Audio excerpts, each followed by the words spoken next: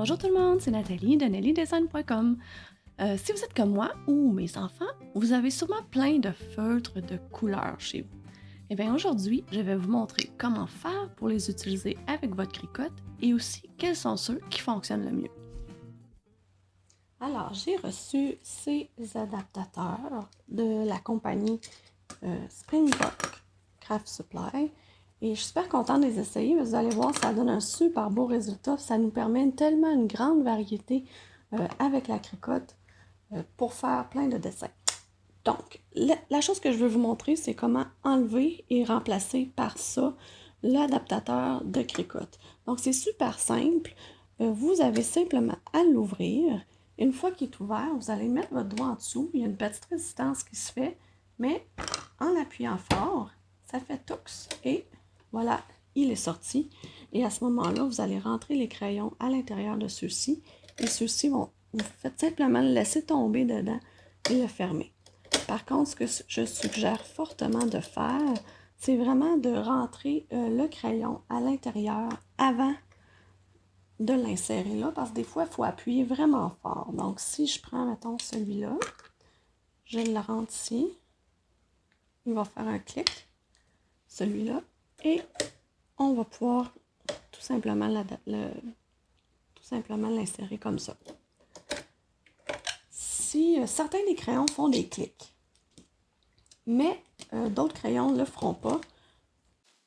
Par contre, si je teste, mettons, comme celui-là, le Crayola Fine Line, qui est le Crayola standard là, que j'ai fait un autre test avec, qui rentre aussi dans l'adaptateur de cricotte standard, c'est vraiment plus facile de faire avec ça. Vous allez voir, lui, il ne fait pas de clic, il fait juste rentrer, puis il va aller vraiment s'accoter là. Et vous voyez que ça ne fait plus rien. Fait que quand vous allez le tester avec les crayons, vous allez voir, on le sait quand c'est rentré ou pas.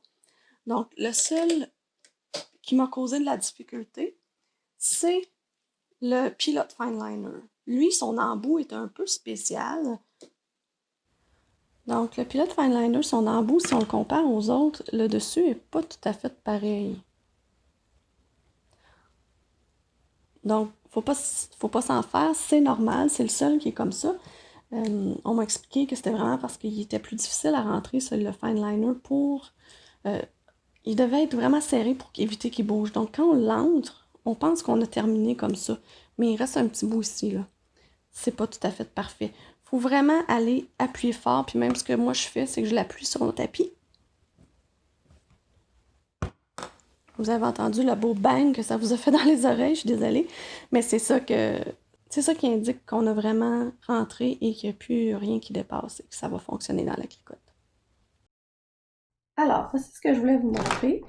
C'est tous les crayons que j'ai essayés. En fait, ceux-ci sont les crayons de la marque Cricotte parce qu'il fallait que je compare avec quelque chose. Puis j'aime bien faire des tests et comparer. Donc, les trois crayons Cricotte que j'ai utilisés, c'est les trois grosseurs. On les a ici. C'est le Cricotte .4 et le Cricotte 1 qui est la pointe moyenne et le Cricotte Calligraphie à 2. Donc, c'est le résultat en écrivant toujours Nelly Design, la même chose. Et ça, c'est les adaptateurs que j'ai essayés. Donc, ils ont tous très bien fonctionné. Le seul qui n'a pas fonctionné, ça n'a rien à voir avec l'adaptateur, c'est le Jelly Roll. Je sais pas si c'est parce que ma fille, ça faisait trop longtemps qu'elle l'a, mais les Jelly Roll ont tendance à faire ça. On dirait qu'ils ont des manques à certaines fois, puis que le crayon, il faut comme le travailler pour que ça fonctionne. Donc, c'est celui-là. Je l'aime pas. Mais bon, c'est peut-être juste l'âge du crayon. Le reste, si on compare à, mettons, la pointe régulière, la pointe .4 de Cricotte, ceux qui font les meilleurs jobs, à mon avis, à moi, si je regarde de très près, je vais essayer de vous le montrer de plus près, mais on voit ici Fineliner, Prismacolor, Staedtler, on tous les trois fait une bonne job. C'est juste, on dirait qu'on voit les petits points où la cricotte a arrêté, comme si l'encre avait un peu coulé pour ceux-là. Mais ici, c'est pas mal très uni et très continu. Donc c'est très continu, j'aime vraiment celui-là. Il y a aussi le Sharpie Art, qui est le crayon qui est fait de cette façon-là, qui est à peu près aussi l'équivalent. Pour les autres pointes, on a ces trois-là, puis j'inclurais pas le Sharpie Oil Base, parce que celui-là, c'est vraiment un Sharpie de peinture.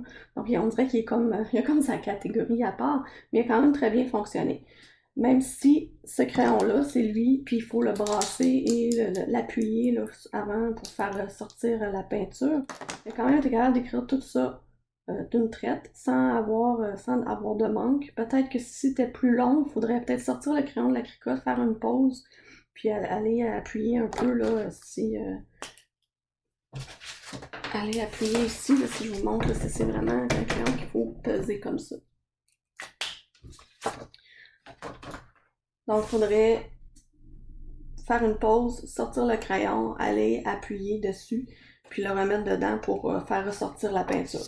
Mais si je compare à la pointe moyenne de Cricut, ici, donc vous avez la pointe moyenne, vous avez les trois crayons-là. Je trouve qu'ils se ressemblent quand même bien, puis même j'ai été impressionnée par le Pipsqueak, qui sont des crayons pour les enfants de 3 ans, mais ça fonctionne super bien aussi. Puis on dirait que le super type a un petit avantage sur le Crayola Fine Line, mais c'est minime, c'est à peine si ça se voit, puis c'est ça. Les deux sont super bons.